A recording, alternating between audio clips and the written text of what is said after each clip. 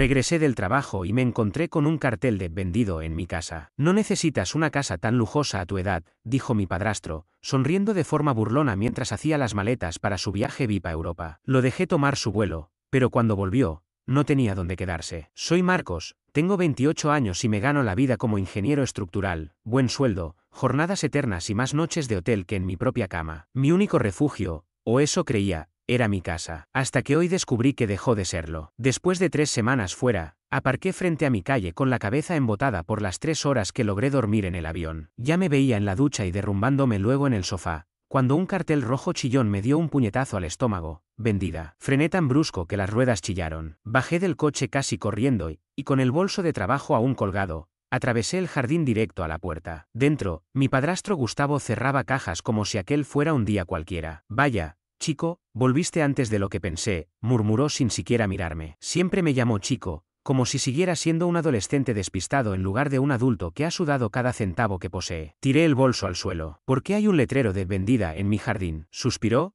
fingiendo paciencia. La vendimos. ¿La qué? Rugí acercándome un paso. ¿Qué significa la vendimos? ¿Tu madre y yo?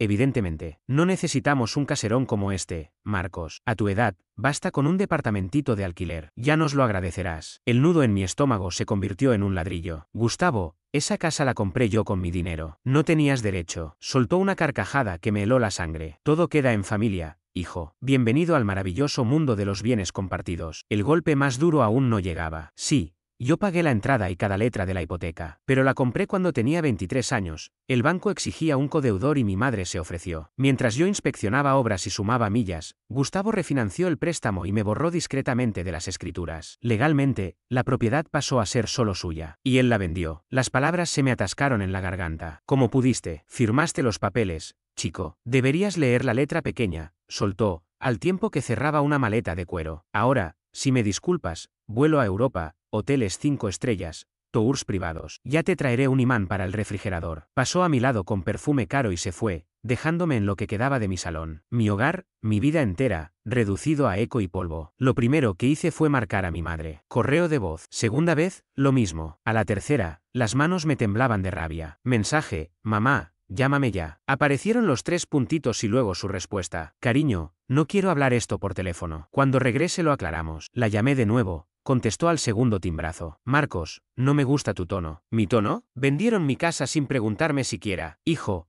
creemos que es lo mejor, dijo, con tranquilidad de anestesista. Esa casa es muy grande para ti y cuesta mucho mantenerla. La compré porque quise esa responsabilidad, mamá. Eres joven, no necesitas un palacio. Encontramos algo más adecuado, un apartamento moderno en el centro, bajas expensas. Perfecto. Me quedé sin palabras. ¿Un departamento? Me robaron la casa y ahora pretendían convencerme de que me conformara con un departamento. Ella suspiró como si hablara con un niño. Marcos, tenés que ver el panorama completo. Gustavo realmente te hizo un favor. Te liberó de todo ese estrés. Y escúchame bien, no nos quedamos con todo. Parte del dinero está destinado a ayudarte a conseguir ese departamento. Gustavo se encargará de los detalles cuando volvamos. Mi estómago se revolvió. Luego añadió algo más, como si fuera un detalle menor. Bueno, en realidad, parte del dinero se usó para nuestro viaje, pero Marcos, por favor, es dinero de la familia. Todos merecemos un poco de felicidad, ¿no? Sentí que iba a vomitar. De verdad creían que me estaban haciendo un favor. Legalmente, tenían todo cubierto. Y yo, estaba fuera. Pasé las siguientes 2 horas revisando cada documento, desesperado por encontrar alguna forma de revertir esto. Tenía que haber algo, una laguna legal, una cláusula, una prueba de que la casa seguía siendo mía. Pero cuando llegué a los papeles de la refinanciación, el nudo en mi estómago se volvió insoportable. Ahí estaba, en blanco y negro, meses atrás, mientras yo estaba fuera, Gustavo había refinanciado la hipoteca a su nombre y me había eliminado del título de propiedad. Lo había hecho de forma discreta y estratégica. Cuando me di cuenta, ya era tarde. Leí las letras pequeñas 3 veces, buscando alguna omisión, algo que me hubiera pasado por alto. Pero no. Legalmente, Gustavo tenía el derecho de vender la casa. Y el dinero ya no estaba. Fui directo a revisar mis cuentas bancarias. Sabía que no había recibido ni un centavo, pero necesitaba verlo con mis propios ojos. Al abrir la app del banco, mi mano comenzó a temblar, un depósito de $490,000, seguido de múltiples extracciones, reservas de hotel, marcas de lujo, transferencias internacionales. El dinero no solo había desaparecido, ya se lo habían gastado. Pero eso no era todo. Me senté solo en esa casa vacía, mirando la pantalla de mi celular, sintiendo como la rabia crecía en mi pecho. Gustavo pensó que había ganado, pero estaba muy equivocado. Respiré hondo, estabilicé mis manos y realicé 2 llamadas. La primera, a mi abogado. La segunda, a mi tío David. Porque Gustavo se olvidó de algo. La única razón por la que pudo obtener crédito para refinanciar la casa fue gracias a mi madre. Y yo sabía algo que él no quería que nadie supiera. Estaba a punto de perderlo todo. Que disfrute su tour por Europa. Que brinde con champán y crea que se salió con la suya. Porque cuando vuelva, no quedará ni un centavo a su nombre. Y aprenderá lo que se siente que te arrebaten todo. Bien, Reddit. Llegó la parte divertida. Gustavo pensó que había ejecutado la estafa perfecta, vendió mi casa, gastó el dinero y se fue de viaje mientras los demás lo felicitaban por ayudarme. Pero dejó suficientes cabos sueltos, y yo estaba dispuesto a deshacer su mundo hilo por hilo. Paso 1. Sin gastar un peso. La primera llamada fue a Sam, mi abogado desde los tiempos de la universidad. No será famoso, pero es astuto como pocos, y odia a tipos como Gustavo. Cuando le conté todo, soltó un silbido bajo. Jesús, Marcos, te hundió feo. Yo apenas pude murmurar desde el suelo vacío de mi casa, decime que hay algo que pueda hacer. Legalmente tenía derecho a venderla, respondió con tono grave. Sentí el estómago contraerse, pero él continuó,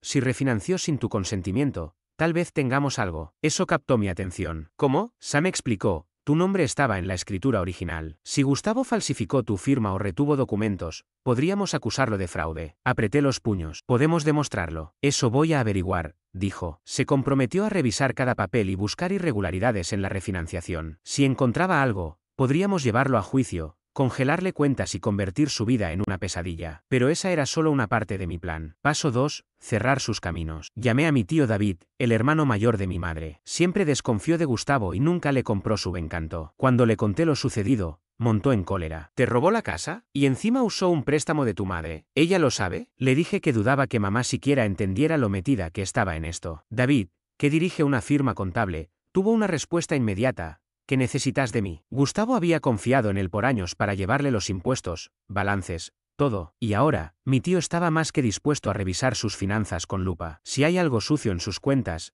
lo voy a encontrar. Y si está evadiendo impuestos, va a tener problemas más grandes que vos. Eso es exactamente lo que quería oír, le respondí. Paso 3. El golpe final. Durante 2 semanas mantuve perfil bajo. No llamé a mi madre, no contacté a Gustavo, que pensara que todo había pasado. Mientras tanto, Sam avanzaba con los documentos del préstamo y David buceaba en los estados financieros. 3 días antes de que Gustavo regresara, recibí 2 llamadas. La primera fue de Sam. Bingo, dijo. Gustavo había cometido fraude hipotecario. Falsificó mi firma para refinanciar sin mi aprobación, lo que significaba que toda la venta de la casa era ilegal, y que podíamos demandarlo. Sam me envió todos los documentos. Le dije a Sam que íbamos a detenerlo, y apenas 1 hora después, David me llamó. Esto te va a encantar, dijo casi riéndose. Encontré ingresos no declarados en las declaraciones de impuestos de Gustavo. Me animé al instante. ¿Qué tipo de ingresos?, pregunté. Digamos que ha estado escondiéndole dinero al fisco durante años. Cientos de miles, todo en efectivo, nada reportado. Si hago las llamadas correctas, se le viene encima una auditoría seria. Una sonrisa lenta y fría se dibujó en mi rostro. Hazlas. Con gusto. Gustavo me había arrebatado todo. Ahora me tocaba a mí quitarle todo a él. Su vuelo aterrizó un domingo a las 4:15 de la tarde. A las 4:37 de la tarde, yo ya estaba estacionado frente a su casa, observando desde el coche. No tuve que esperar mucho. Un Uber negro se detuvo y Gustavo bajó,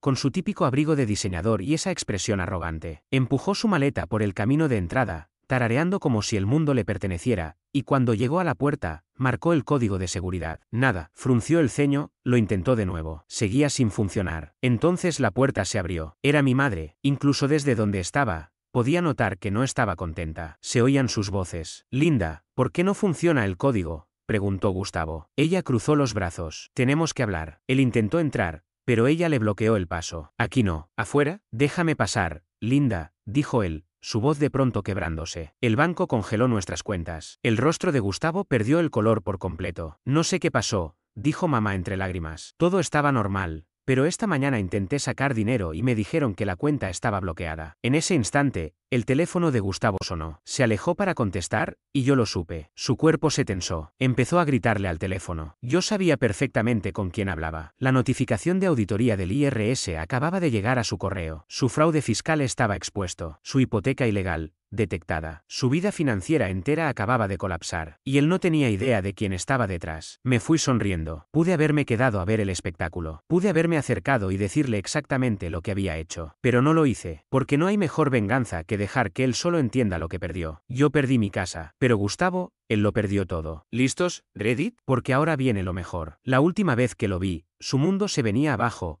Cuentas congeladas, fraude descubierto, mamá bloqueándole la entrada a su propia casa. Pero eso era solo el comienzo. El verdadero colapso estaba por venir. No me quedé a ver cómo se desmoronaba. En lugar de eso, conduje de regreso, me preparé un trago y me senté a esperar la inevitable llamada de mamá. No tardó. A las 6:42 de la tarde su nombre apareció en la pantalla. Dejé que sonara, una vez, dos veces, hasta que finalmente contesté. Marcos, dijo temblando. ¿Sabes lo que está pasando? Me recosté en la silla, copa en mano. Depende. ¿Qué ocurre? Las cuentas de Gustavo están congeladas. El IRS lo está investigando por fraude. Y la empresa hipotecaria dice que hay una disputa legal sobre la venta de la casa. Fingí sorpresa. Parece que está teniendo un muy mal día. No es gracioso, soltó. ¿Tuviste algo que ver? Hice silencio unos segundos. Luego, con calma, le dije, ustedes me robaron mi casa. Pude escuchar su respiración cortada del otro lado. Marcos, su tono se suavizó de inmediato. Tenés que entender. Pensábamos en tu futuro. Esa casa era demasiada responsabilidad para vos. Solté una risa baja, amarga. ¿Esa es tu excusa? Me quitaron todo, y ahora te molesta que él enfrente las consecuencias. Va a perderlo todo, murmuró. Qué pena, respondí. Hubo un silencio denso. ¿No hablas en serio? Oh, claro que sí, le dije. ¿Sabes qué, mamá? Gustavo no es el único que lo está perdiendo todo. Me enteré de lo que vino después gracias a mi tío David, quien básicamente tuvo asientos en primera fila para presenciar el desastre. Apenas colgué con mamá, le mandé un mensaje. ¿Qué tan mal está? David, muy mal. Gustavo intentó sacar dinero de una cuenta de negocios congelada. Llamó a su asesor fiscal. Ya estaba al tanto de la auditoría. Intentó regresar a la casa. Mamá, ¿qué pasó? Le pregunté. David, mamá lo echó. ¿Estás bromeando? David, no. Está asustada. No quiere verse arrastrada en su desastre. Le dijo que arreglara sus propios líos. ¿Dónde está ahora? Insistí. David, ni idea. Pero si tuviera que apostar, está durmiendo en su coche. No pude dejar de sonreír. Gustavo había pasado 10 años tratándome como un niño inútil, como alguien que debía agradecer sus consejos. Y ahora, estaba sin hogar. Un día pasó, luego otro. Al tercer día, volvió a sonar mi teléfono. Mamá, lo dejé sonar. Y luego otra vez. Finalmente, atendí. Su voz sonaba tensa. Marcos, tenemos que hablar. Salí del bar dejando mi vaso sobre la mesa y, sin poder evitarlo, recordé la última llamada de mi madre. Dudaba de casi todo lo que me contaba, pero esta vez sonaba sincera. Gustavo estaba en apuros, sin techo fijo y durmiendo en un motel de mala muerte. Aún así, ella lanzó una risita dramática. ¿Un motel? ¡Qué tragedia!, ironizó, intentando arrancarme lástima. Marcos, por favor, necesitamos tu ayuda, suplicó. Me incliné hacia adelante. ¿Necesitan mi ayuda? El mismo hijo al que le robaron su casa porque no estaba listo para tanta responsabilidad, el mismo tipo al que vaciaron. Mamá, ¿dónde está el dinero de la casa? El silencio que siguió fue tan denso que casi pude palparlo. Finalmente admitió, con un hilo de voz, que ya no quedaba nada. Habían quemado casi $500,000 en cuestión de semanas, vuelos en primera clase, hoteles de lujo, compras en París y Roma. Todo. Sentí una satisfacción oscura arder en mi pecho. Permíteme aclararlo, proseguí. Me robaron, vendieron la casa, derrocharon el dinero y ahora que Gustavo está sin hogar, ¿esperan que yo lo arregle? Su voz se quebró. Fue un error. Sí, lo fue, respondí, y colgué. Aquella noche, exactamente a las 11:47, los golpes retumbaron en mi puerta. Miré por la mirilla. Gustavo. Su cabello, casi siempre engominado, estaba hecho un desastre, el traje arrugado, los ojos inyectados en sangre. Abrí lo suficiente para apoyar el hombro en el marco. Marcos, escúchame. Lo que vayas a pedir, no. Apretó la mandíbula. Solo necesito tiempo, un lugar donde quedarme mientras. Me eché a reír en su cara. Él se estremeció. Me incliné y susurré. Este ya no es tu hogar. La vergüenza, la ira y la desesperación se sucedieron en su rostro. Di un paso atrás y le cerré la puerta. Golpeó con fuerza, vociferó insultos, y mientras aseguraba el cerrojo, alcancé el teléfono. Sin alterarme marqué al 911. Buenas noches, dije. Hay un hombre gritando amenazas fuera de mi casa. No vive aquí. ¿Podrían venir a retirarlo? Desde la ventana lo vi retroceder, darse cuenta de que la patrulla no tardaría. Murmuró algo ininteligible y echó a correr calle abajo. Esa fue la última vez que lo vi en persona. En las semanas siguientes, la vida de Gustavo se deshizo. La auditoría del fisco reveló años de evasión y varias cuentas offshore, lo que detonó una investigación federal. Mi abogado, Sam incorporó a Gustavo en la demanda civil. Falsificar la firma de alguien en documentos hipotecarios es un delito grave. Mi madre, en cuanto supo que su príncipe iba a arrastrarla, solicitó el divorcio, congeló las cuentas conjuntas y lo echó definitivamente. Sería hermoso pensar que lo hizo por remordimiento, la realidad es que actuó por miedo. Para mí fue perfecto, Gustavo se quedó totalmente solo. Pasaron meses sin noticias, hasta que un día coincidí con mi tío David en una cafetería. Entre sorbo y sorbo me soltó la bomba. Te va a encantar saber esto. Después de perderlo todo, Gustavo quiso huir del país, pero el IRS ya tenía su pasaporte marcado. Lo arrestaron en el aeropuerto antes de embarcar. Casi me atraganté con el café. Entre el fraude bancario, la evasión fiscal y las deudas de juego, su proceso sería largo. La casa estaba perdida, sí, pero la sentencia civil me compensó con una suma considerable. Con ese dinero saldé mi hipoteca provisional, alquilé un loft luminoso y abrí una cuenta de inversiones. Mientras tanto, mi madre inundaba el buzón de voz con disculpas y apelaciones lacrimógenas que jamás respondí. Entendí al fin que nunca estuvo de mi lado, solo eligió la trinchera que más le convenía. Por primera vez en 30 y tantos años no tenía obligaciones familiares ni culpas heredadas. Me sentía tan liviano que, algunas noches, dormía con las ventanas abiertas solo para escuchar el silencio. Hace 2 semanas recibí una carta certificada. Era de Gustavo. Desde el centro de detención donde espera juicio, pedía disculpas, una lista larga de lo siento que apenas rozaba la superficie de todo lo que hizo, y solicitaba que le enviara dinero para los honorarios de un abogado mejor. Cerré el sobre, respiré hondo y lo devolví al remitente sin abrir. No fue un acto de venganza, fue el cierre que necesitaba. Comprendí que ayudarlo solo prolongaría un ciclo de abuso y dependencia. Elegí, en cambio, donar una parte de la indemnización a una fundación que asesora a víctimas de fraude familiar. Quizá alguien, en alguna parte, evite caer en un pozo parecido. Hoy despierto cada mañana con la certeza de que la justicia no siempre es un espectáculo ruidoso, a veces es tan simple como no abrir la puerta. Y aunque Gustavo todavía busca atajos para escapar de sus decisiones, yo sigo adelante, dueño por fin de mi vida, mi tiempo y mi futuro.